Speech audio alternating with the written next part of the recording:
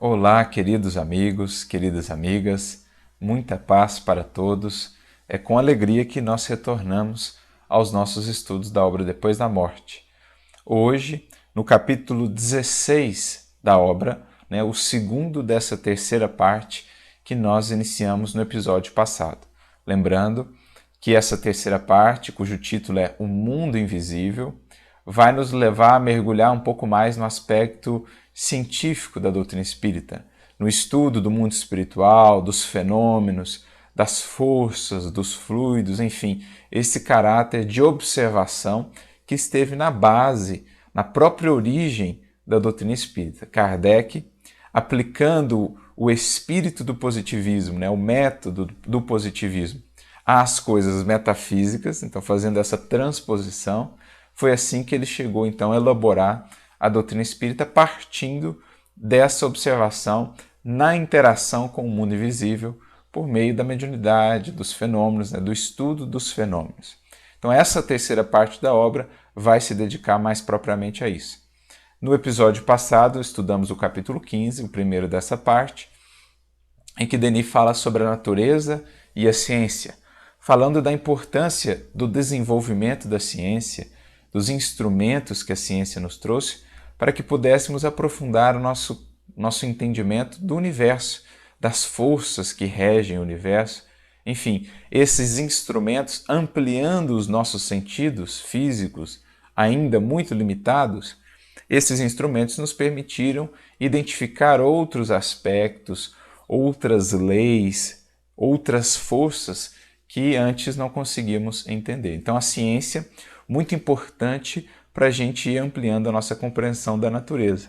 E naturalmente, com o advento da ciência espírita, a gente pôde também entender outras leis da natureza que escapam ao mundo material propriamente apenas. As leis espirituais, o mundo espiritual, a partir da ciência espírita. Então, se a ciência material tem por objeto de estudo a natureza, o mundo material, a ciência espiritual ou a ciência espírita tem por objeto de estudo o mundo espiritual, a natureza espiritual. Se a ciência material tem como instrumentos, por exemplo, telescópios, microscópios, espectroscópicos, etc., etc., a ciência espiritual vai ter como instrumento fundamental a mediunidade nas suas diversas feições, esse estudo dos fenômenos e das interações com o mundo espiritual. Então foi basicamente o que Leon Denis nos convidou a refletir no capítulo passado, e ele vai prosseguir nesse estudo, nesse capítulo 16, cujo título é Matéria e Força, Princípio Único das Coisas. Então ele vai nos convidar a olhar para a matéria do ponto de vista da ciência material, do ponto de vista que a ciência material havia alcançado até o seu tempo. A gente vai ver que existiram avanços, existiram modificações de lá até aqui. Então, ele vai nos convidar a olhar para a matéria sob esse prisma e também sob o prisma do Espiritismo, sobre aquilo que o Espiritismo vai nos trazer e que nos auxilia a ver para além da matéria, ou a origem, as origens fundamentais da matéria ou do elemento material. Então, uma perspectiva mais abrangente do que aquela que a ciência material já conseguiu alcançar no que diz respeito à matéria. E também às forças, aos fluidos, e como essas forças interagem com o ser espiritual, com o seu corpo espiritual, enfim, são vários elementos que vão estar aí associados e que Leon Denis vai nos propor a estudar. É um capítulo curto, ele vai fazer realmente um voo panorâmico, mas vai trazer aí conceitos muito importantes para a gente entender essa perspectiva espírita sobre o universo, sobre a matéria, sobre as forças que regem o universo e qual é essa relação com o mundo espiritual. Então Leon Denis vai começar dizendo assim, até aqui, isso ele diz até o seu tempo, a matéria só era conhecida sobre os três estados, sólido, líquido e gasoso. Ou seja, os três estados mais conhecidos. Se perguntarmos, talvez, para muitas pessoas, Quais são os estados da matéria? A resposta trará esses 3 estados. A gente vai ver que outros estados foram descobertos, inclusive nesse tempo em que Leon Denis escreve. Mas esses são os 3 mais conhecidos. E são estados distintos porque refletem a organização das partículas, né? Cada estado desse vai ter uma determinada organização das moléculas, dos átomos, e por isso vai apresentar características diferentes.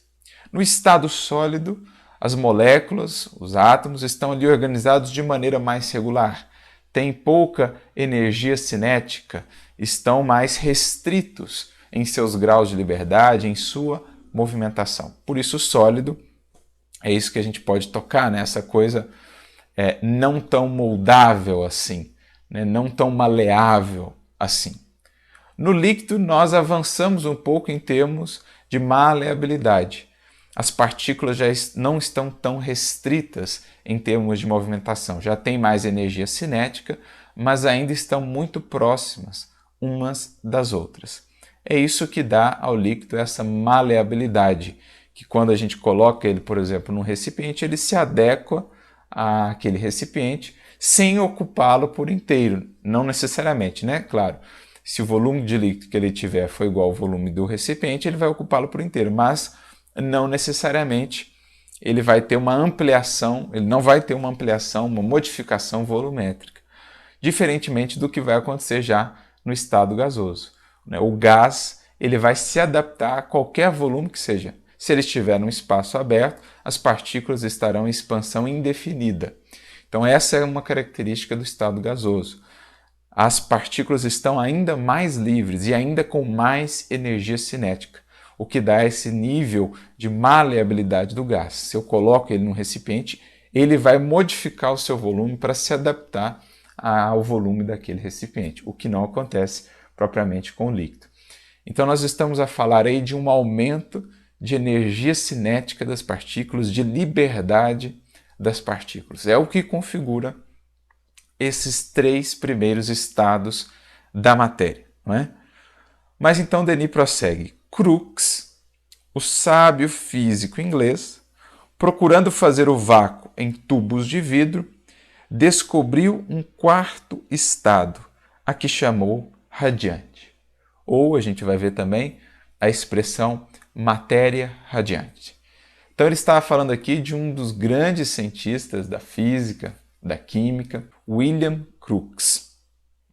Crookes foi também, ou é também, muito conhecido por nós no movimento espírita, porque também se dedicou aos estudos do espiritismo, aos estudos dos fenômenos mediúnicos, especialmente os fenômenos de materialização, né, são conhecidos os seus estudos com a médium Florence Cook, na materialização do espírito chamado Kate King. Então ele não só estudou, como atestou a veracidade daqueles fenômenos ao qual se dedicou por muitos anos. Inclusive, sofreu muitas perseguições no meio acadêmico e científico por isso, quase que perdeu uma parte do seu prestígio, quase que perdeu cargos importantes, né, por conta desses seus estudos e dessa sua coragem naquele tempo de atestar a veracidade daqueles estudos feitos com todo o critério de um grande cientista.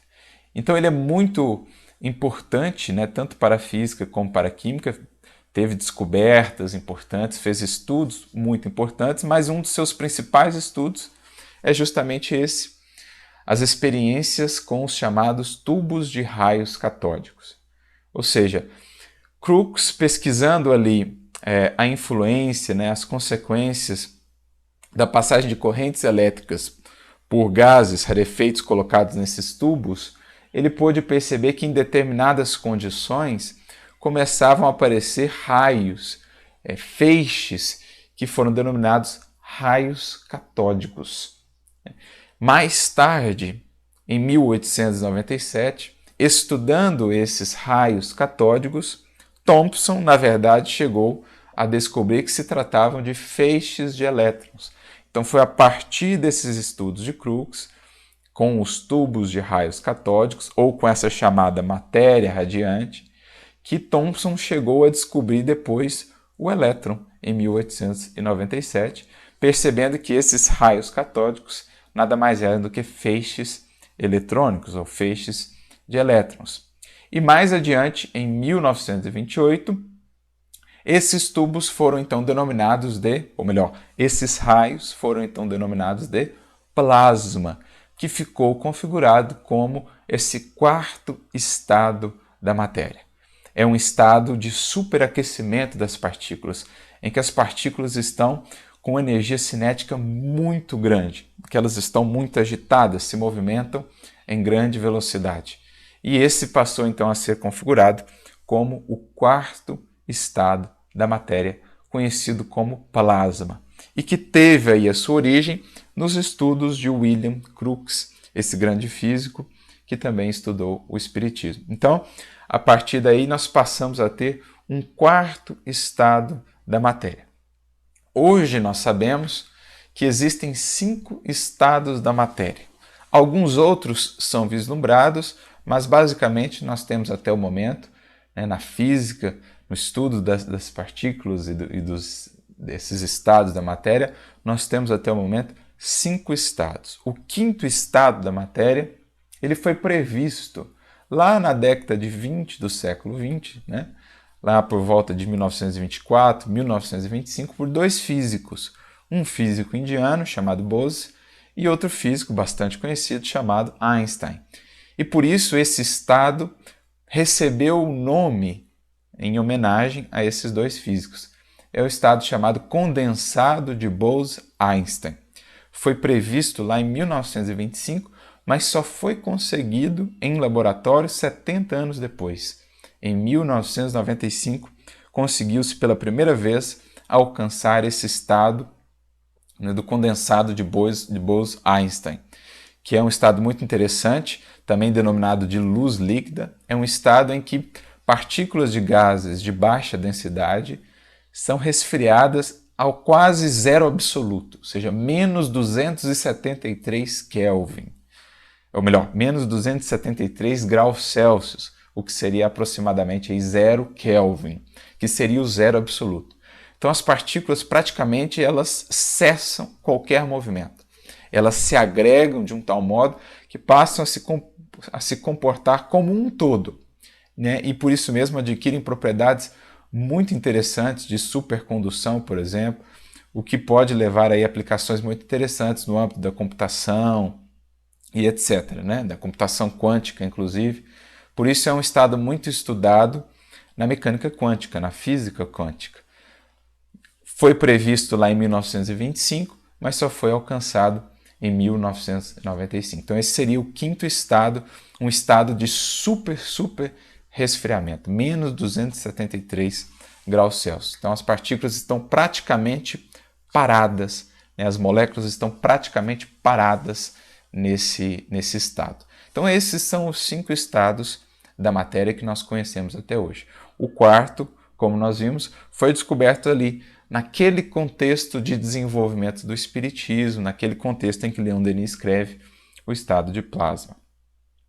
E ele prossegue dizendo, os átomos, restituídos à liberdade pela rarefação, entregam-se nesse vácuo relativo a movimentos vibratórios de uma rapidez, de uma violência incalculáveis. E aí ele fala dos efeitos de luz, as radiações elétricas, que são esses raios catódicos, que são feixes eletrônicos. Essa matéria, inclusive, esse estado da matéria, o plasma, segundo os cientistas, não é na Terra um estado muito comum, não é? Mas no universo, de modo geral, no cosmos, seria um dos estados mais comuns, se não o mais comum, da matéria. Uma estrela, por exemplo, nós estamos ali a falar de plasma, desse estado de plasma. Então, prosseguindo aqui, Leon Denis vai dizer, condensada em graus diversos, no próximo parágrafo, sob seus primeiros aspectos, a matéria perde no estado radiante várias propriedades, densidade, forma, cor, peso, mas neste novo domínio parece estar de maneira muito mais íntima unida à força. Este quarto estado será o último que a matéria pode revestir? Veja só, a partir da perspectiva que o Espiritismo vai trazer de um elemento primordial, de um estado primordial, talvez, da matéria, ou de um elemento, de uma matéria elementar primitiva, Leon Denis já vislumbra esses novos estados, que foram descobertos, né? O próprio quinto estado que foi descoberto depois, e outros que estão sendo vislumbrados agora pela ciência nos tempos modernos, nos estudos modernos. Por que ele vislumbra isso? Porque ele sabe que todos esses estados da matéria nada mais são do que transformações de um elemento primordial sobre o qual o Espiritismo e os Espíritos vão nos falar. Por isso ele faz já essa perspectiva, né, mais abrangente, ele já faz esse vislumbre além do seu tempo e da ciência do seu tempo. Por isso ele responde à própria pergunta que faz: não, sem dúvida, porque podemos imaginar muitos outros, ou entrever pelo pensamento um estado fluídico e sutil, tão superior ao radiante, quanto este ao gasoso e o estado líquido ao sólido. Então ele está falando de estados em que a matéria ela vai se tornando cada vez mais sutil, cada vez mais imponderável, que vai escapando até mesmo aos nossos próprios sentidos físicos e instrumentos de medição material. Então ele vai falando de uma gradação infinita da matéria. E é o que o Espiritismo vai nos mostrar nos estudos, né, nas reflexões que os Espíritos vão nos trazer sobre a matéria ou o elemento material e o que está na sua origem. Por isso, Leon Denis prossegue, né, concluindo esse parágrafo. A ciência do futuro, explorando essas profundezas, encontrará a solução dos problemas maravilhosos da unidade de substância e das forças diretoras do universo. Então, unidade de substância e unidade de forças diretoras. Então, essa grande busca da unidade é uma grande busca da ciência, de grandes cientistas. Por exemplo, um dos grandes anseios de Einstein era buscar essa teoria que pudesse unificar todas as forças, né? Que pudesse juntar todas as frentes da física ali em uma coisa só.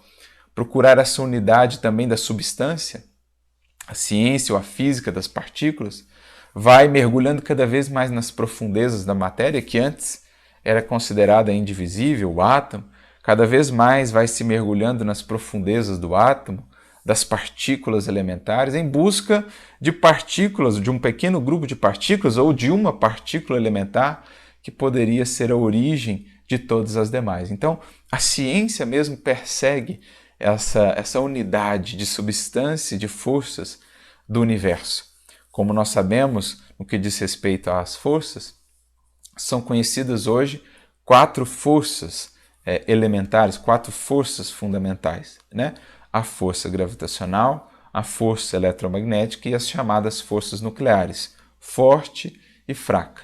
Uma 5ª força tem sido vislumbrada em estudos mais recentes, explicando ali as interações na matéria escura, mas por enquanto nós sabemos de 4 forças que regem o universo material como nós o conhecemos. Mas há essa busca por conectar todas essas forças, talvez encontrar elementos ou elos de ligação entre todas essas forças, essa grande lei de unidade no entendimento do universo. Então, isso é a busca, né, da ciência do presente, da ciência do futuro, e cada vez mais caminhando para uma aproximação entre a ciência material e a ciência espiritual. É uma descoberta desses elos que unem, né, essas leis naturais, sejam elas as da matéria, sejam elas a do mundo espiritual, que une tudo isso nessa grande lei de unidade, porque tudo provém de uma mesma fonte, que é o Criador. Então, isso, de certo modo, está aí implícito nessa busca de todos os tempos da ciência, essa busca por encontrar esses elos de ligação, né? Tanto uma unidade de substância como uma unidade também de forças regentes. No que diz respeito a essa questão da unidade, Emmanuel, por exemplo, no livro O Consolador, ele vai falar um pouco sobre os estudos da física, né? os elementos da física, as compreensões da física e da química sobre essa questão da unidade substancial. Então, por exemplo, lá na questão 4, ele pergunta assim, ou perguntam ele assim, né? Nos estudos da química, avaliam-se em cerca de 1/4 de milhão as substâncias da Terra, que pode ser reduzida aproximadamente como originária de 90 elementos. Essa tabela, né, esses elementos de lá até aqui foram aumentados, né? Quando os estudos dessa ciência forem ampliados, poderão reduzir-se ainda mais as fontes de origem? Ou seja, vai-se chegar a elementos primordiais, a elementos fundamentais? Um elemento originário, por exemplo, de todas as coisas? A química, responde ele, necessita apresentar essa divisão de elementos para a catalogação dos valores educativos, com vistas às investigações de natureza científica no mundo. Contudo, se na sua base estão os átomos, na mais vasta expressão de diversidade, mesmo assim tenderá sempre para a unidade substancial, em remontando com as verdades espirituais às suas fontes de origem. Ou seja, na medida em que fosse avançando esse estudo, a gente vai caminhando para essa unidade substancial, que é o que já essas verdades espirituais nos revelam. Como a gente vai ver no Livro dos Espíritos, acerca da chamada matéria elementar primitiva, ou fluido cósmico universal, fluido universal, que, segundo os Espíritos, seria o elemento base, gerador de todas as outras formas da matéria, desde as mais sutis, que os nossos instrumentos aqui na Terra não podem ainda captar, até esses estados mais palpáveis que nossos instrumentos já podem captar. Há lá na origem uma unidade substancial. Então é isso que Emmanuel está dizendo aqui e que também vai estar dito lá no Livro dos Espíritos, na questão 27, quando se trata da Trindade Universal, que a gente já vai ver. Mas prosseguindo aqui, Leon Denis diz: a unidade de substância já é prevista, admitida pela maior parte dos sábios. Como eu dizia, até mesmo os cientistas, no âmbito do estudo da ciência material, já buscam essa unidade. A matéria, nós o dissemos, parece ser, em seu princípio, um fluido de sutileza, de elasticidade infinitas, cujas inumeráveis combinações dão origem a todos os corpos. Invisível, imperceptível, impalpável, este fluido, em sua essência primordial, torna-se, por transições sucessivas, ponderável e chega a produzir, por condensação poderosa, os corpos duros, opacos e pesados que constituem o caráter da matéria terrestre. Então, olha, ele está falando desse elemento primordial, desse fluido universal, o éter, num certo sentido, que foi tratado lá pelos antigos, né? Essa quintessência, talvez, da matéria, fazendo uma referência lá a Aristóteles, que falava dos 4 elementos da matéria, né? E aí essa quintessência, que depois foi nomeada um quinto elemento, um elemento primordial, que depois foi denominado éter. Mas o Espiritismo, juntamente aí com as revelações dos Espíritos, vai se aprofundar um pouco mais no estudo desse elemento, e como dizia lá na questão 27 do Livro dos Espíritos, Kardec vai trabalhar isso juntamente com os benfeitores espirituais. Kardec faz a seguinte pergunta: há então 2 elementos gerais no universo, a matéria e o espírito? E os espíritos respondem: sim, e acima de tudo Deus, o Criador, o Pai de todas as coisas. Essas 3 coisas são o princípio de tudo que existe, a Trindade Universal. Então, um grande triângulo de elementos aí, né, do universo, de composição do universo. A Trindade Universal, Deus, o Criador de tudo que há, do mundo espiritual, do mundo material, da matéria, do fluido cósmico, desse elemento espiritual, enfim, de tudo. E esses 2 elementos, matéria e espírito. Aqui espírito com E minúsculo, né? Não se está tratando ainda do espírito com E maiúsculo, a individualidade, né? O ser pensante, né? Está a se tratar aí desse elemento inteligente, né? Que vai sendo elaborado e que vem depois a ser o espírito com E maiúsculo, depois que passa pelo processo de individuação. Então, espírito aqui com E minúsculo. E aí ele prossegue dizendo assim, a respeito disso, né? Ao elemento material tem que se juntar o fluido universal, que desempenha o papel de intermediário entre o espírito e a matéria propriamente dita, por demais grosseira, para que o espírito possa exercer ação sobre ela. Então, para que o espírito possa exercer ação sobre a matéria, é preciso uma ferramenta, um elemento intermediário que permite ou que possibilita isso. E esse elemento é o fluido universal, nas suas múltiplas configurações, né? Ele pode passar por múltiplas transformações e dar origem aos diversos tipos de matéria, desde as mais sutis às mais condensadas, e é uma analogia aqui que os espíritos fazem, que é essa matéria que nós podemos tocar ou perceber com o nosso sentido material. Embora, de certo ponto de vista, seja lícito classificá-lo, esse fluido, como elemento material, ele se distingue deste por propriedades especiais. Se o fluido universal fosse positivamente matéria, razão não haveria para que também o espírito não fosse.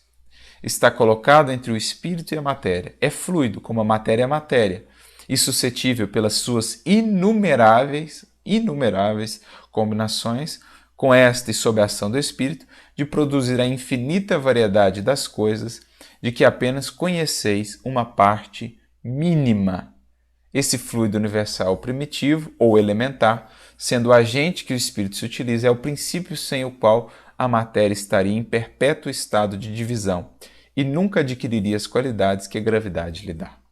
Então, olha que conceitos interessantes que os espíritos nos apresentam aqui, né? Dizendo que existe então um elemento primordial, um fluido elementar e primitivo que dá origem a todas as outras coisas do universo, da qual ainda estamos muito longe de conhecer.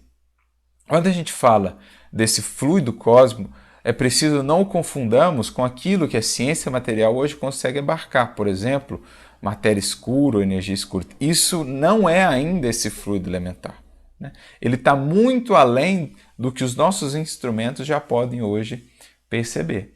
André Luiz mesmo vai dizer, no livro Mecanismos da Mediunidade, ele vai falar sobre esse fluido também no livro Evolução em Dois Mundos, capítulo 1. Lá no capítulo 3 do Mecanismo da Mediunidade, André Luiz vai dizer que no plano evolutivo em que ele se encontra, esse fluido é ainda inabordável para eles. Nós estamos falando deles que estudam lá no mundo espiritual, com uma matéria muito mais rarefeita, com a percepção muito mais apurada, com instrumentos muito mais capazes, né? Muito mais, digamos assim, com muito mais possibilidades de perceber coisas que os nossos instrumentos aqui ainda estão muito longe de perceber. Basta lembrar, por exemplo, o psicoscópio, né, que é algo que lá eles já se utilizam. Então, mesmo lá no mundo espiritual, com os instrumentos que eles já têm, o fluido cósmico universal é ainda inabordável. Então, não é isso que a ciência material já consegue divisar. Não sabemos, por exemplo, o que é matéria escura, energia escura, mas sabemos alguns dos seus efeitos e por isso sabemos dessa sua existência, né? A composição do universo como nós o conhecemos hoje, desse universo material, digamos assim, dessa matéria mais palpável, 4% apenas. As porcentagens vão variar um pouquinho, mas é em torno disso. 4% apenas do universo é essa matéria que nós conhecemos. 23% é a chamada matéria escura e 73% a chamada energia escura, ou seja, 96% do universo conhecido por nós aqui na matéria é, de certo modo, ainda desconhecido. A matéria que nós conhecemos um pouquinho melhor, mas ainda não a conhecemos a fundo. Cada vez mais novas partículas são descobertas, a gente mergulha mais fundo nas entranhas da matéria. Isso é 4% do universo conhecido. Os outros 96% nós estamos começando a arranhar. E tudo isso está ainda muito longe do fluido cósmico universal. É isso que os espíritos estão querendo dizer. Ó. Ele produz a infinita variedade das coisas de que apenas conheceis uma parte mínima, mas absolutamente mínima. Então é preciso avançar muito em termos de depuração do espírito e, naturalmente, de ampliação das nossas percepções, dos nossos sentidos, para começarmos a divisar o que é esse elemento primordial, o que é esse fluido universal. Né? Kardec vai ampliar as reflexões sobre esse fluido no livro A Gênese, lá no capítulo 14, né, que é um capítulo muito interessante.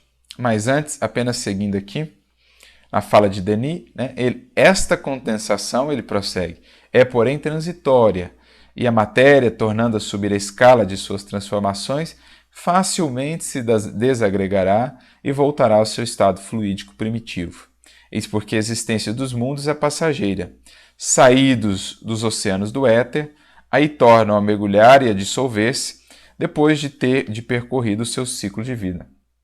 Pode afirmar-se que, na natureza, tudo converge para a unidade.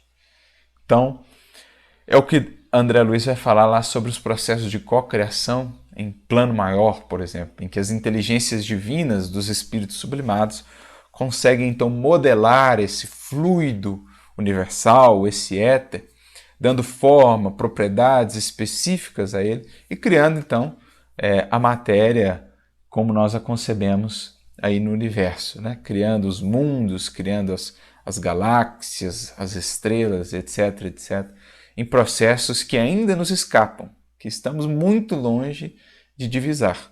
Mas é a cocriação em plano maior. Por quê? Esse fluido elementar ele vai estar submetido, sobretudo, à ação do pensamento, né? Acrescida aí da vontade. Esses espíritos, essas inteligências divinas, então, conseguem manipular isso e estabelecer as várias transformações e as várias configurações da matéria nas suas infinitas gradações. É o que está lá no livro Evolução em Dois Mundos, por exemplo, ou no início do livro A Caminho da Luz, quando é descrito ali o processo de criação do planeta Terra, né? O Cristo e os seus prepostos, enfim. Mas tudo isso, toda a elaboração aqui na matéria propriamente como nós a conhecemos, tudo isso tem um período de existência, porque mais cedo ou mais tarde isso volta ao todo e volta a ser matéria-prima, digamos assim, material de construção para novas formações no infinito do universo. Mas, ampliando essas reflexões sobre essa matéria primitiva, esse fluido universal, lá no capítulo 14, Allan Kardec, lá no item 2 vai dizer assim, esse fluido cósmico universal é, como já foi demonstrado, a matéria elementar primitiva, cujas modificações e transformações constituem a inumerável variedade dos corpos da natureza.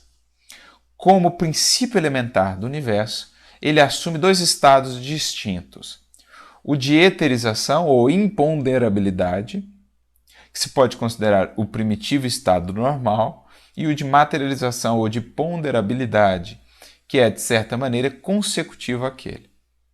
Então, esse elemento, na sua condição natural, digamos assim, ele é imponderável, ele não é acessível aos nossos instrumentos, às nossas percepções.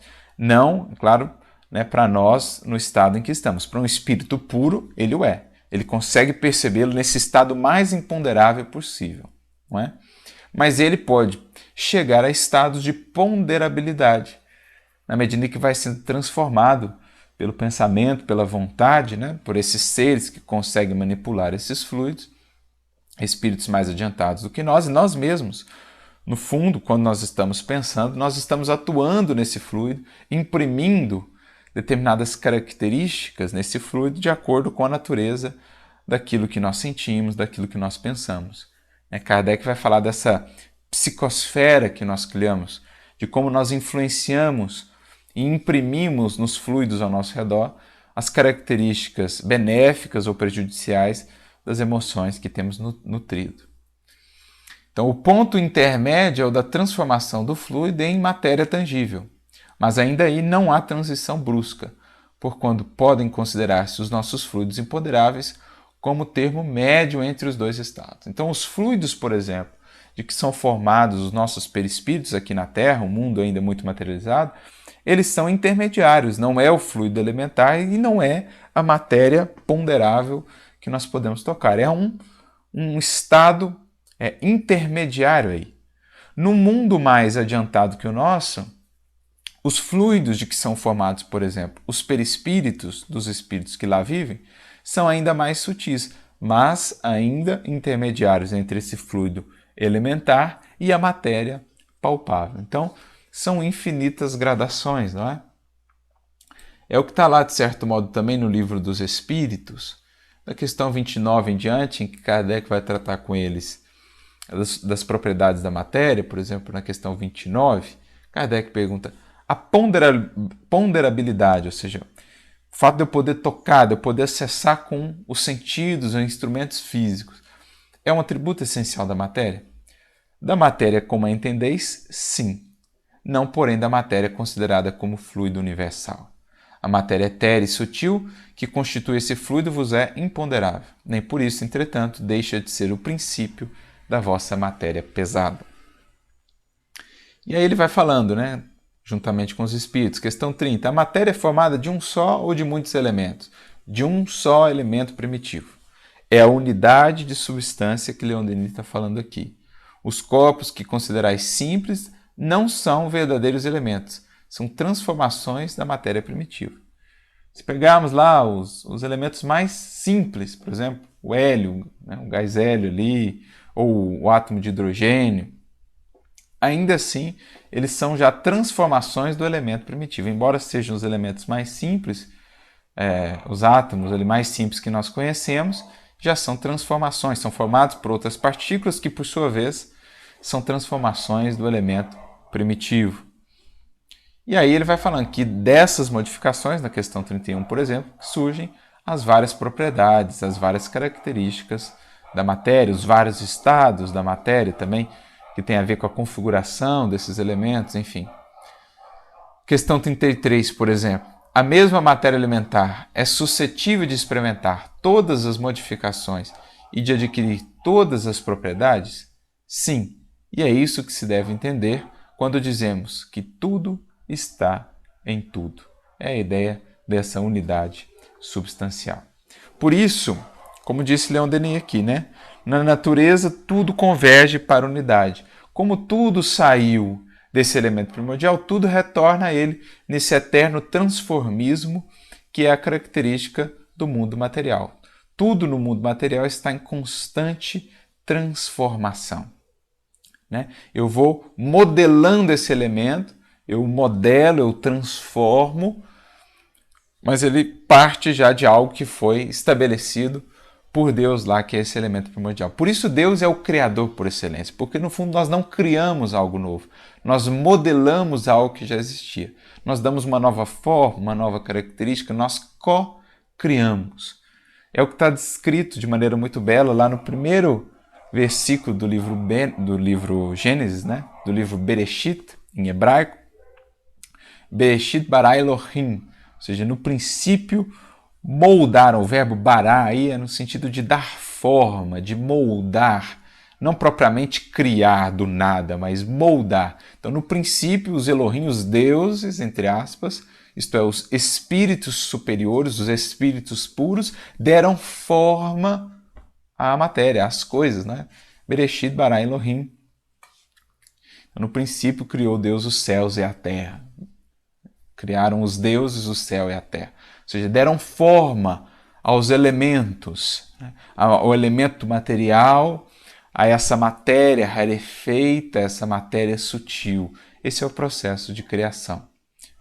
Então é a ideia de modelar, de dar forma. E aí mais adiante, ainda nesse parágrafo, né, Leon Denis prossegue dizendo: o estudo dos fenômenos materiais, como uma cadeia infinita, conduz-nos gradativamente à concepção de uma substância única, etérea, universal, e de uma força integralmente única, princípio de movimento, do qual a eletricidade, a luz e o calor não são mais que variedades, modalidades, formas diversas. Né? Inclusive, é interessante aqui, no Livro dos Espíritos, por exemplo,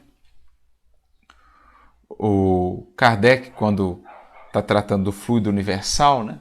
Lá na questão 27, na questão 27A, ele pergunta assim: esse fluido será o que designamos pelo nome de eletricidade? E eles respondem: dissemos que ele é suscetível de inúmeras combinações. O que chamais fluido elétrico, magnético, são modificações do fluido universal, que não é, propriamente falando, senão matéria mais perfeita, mais sutil e que se pode considerar independente. Então, assim, tudo vai, no fundo, apontando para essa unidade substancial, essa unidade até mesmo de forças, né? Prosseguindo lá nos estudos que Kardec faz no capítulo 14 do livro A Gênese sobre esse fluido cósmico universal, lá no item 3 ele diz assim: no estado de eterização, o fluido cósmico não é uniforme. Sem deixar de ser etéreo, sofre modificações tão variadas em gênero e mais numerosas talvez do que no estado de matéria tangível. Então, os estados de matéria aqui que nós conhecemos são muito menos numerosos do que os estados da matéria que nós ainda não conhecemos, porque a gradação, como dizíamos, é infinita. Essas modificações constituem fluidos distintos que, embora procedentes do mesmo princípio, são dotados de propriedades especiais e dão lugar aos fenômenos peculiares ao mundo invisível. Dentro da relatividade de tudo, esses fluidos têm para os espíritos, que também são fluídicos, uma aparência tão material quanto a dos objetos tangíveis para os encarnados, e são para eles o que são para nós as substâncias do mundo terrestre. Então, quando a gente vê aquelas descrições, por exemplo, de André Luiz, das construções, das edificações, dos objetos do mundo espiritual, é desses fluidos que estamos falando.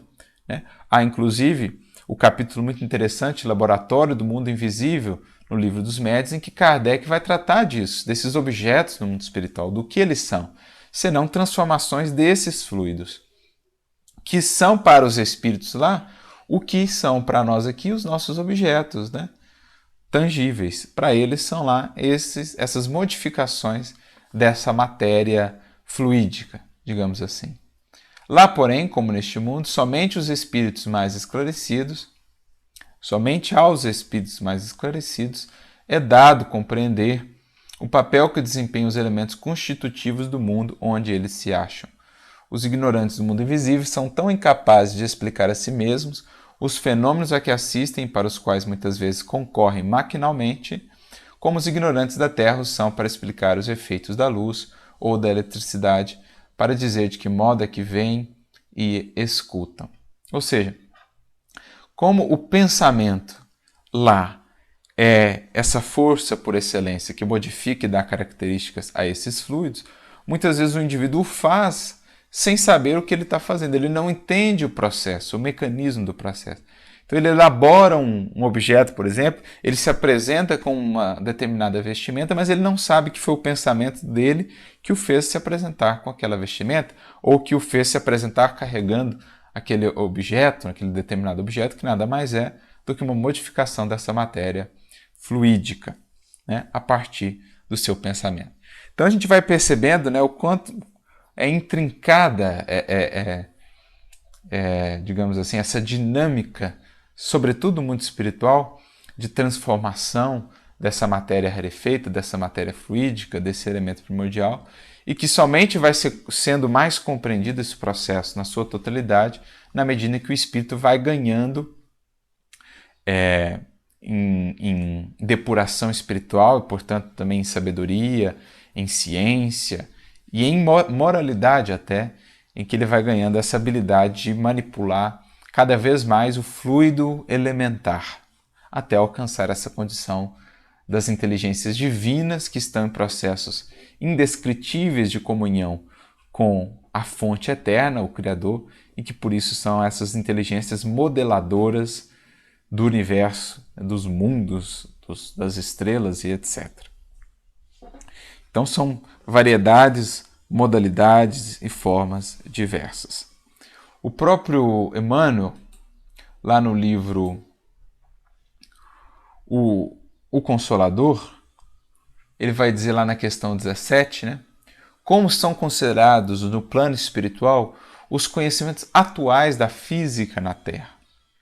E ele vai dizer assim: as noções modernas da física aproximam-se cada vez mais do conhecimento das leis universais, em cujo ápice repousa a diretriz divina que governa todos os mundos. Os sistemas antigos envelheceram, as concepções de ontem deram lugar a novas deduções, estudos recentes da matéria vos fazem conhecer que os seus elementos se dissociam pela análise, que o átomo não é indivisível, que toda expressão material pode ser convertida em força e que toda energia volta ao reservatório do éter universal. Com o tempo, as fórmulas acadêmicas se renovarão em outros conceitos da realidade transcendente, e os físicos da Terra não poderão dispensar Deus nas suas ilações, reintegrando a natureza na sua posição de campo passivo, onde a inteligência divina se manifesta. Ou seja, não é a natureza que se cria de si mesma, não é o universo que se criou do nada, ou que surgiu do nada, mas aos poucos a física, a química, haverão de se encaminhar a novas relações em que esse elemento fundamental, esse ser, não é?